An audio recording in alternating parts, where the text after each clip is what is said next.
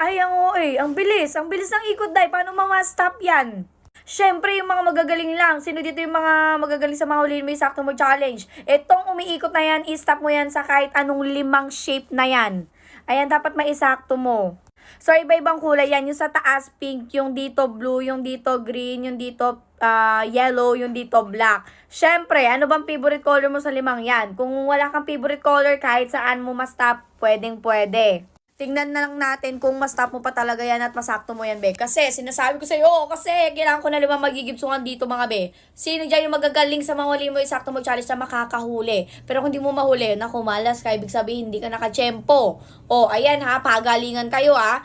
Sino kaya yung 5 magigibsungan? So, pag nahuli mo, nasakto mo, be, screenshot mo na agad yan kasi no screenshot no manzanas. Ilang araw na lang, oh my God, 11 na ngayon, 4 days na lang. 4 days na lang, pipili na ako ng gigibsungan, be, ng manzanas 15 layers yan, be. Ewan ko na lang kung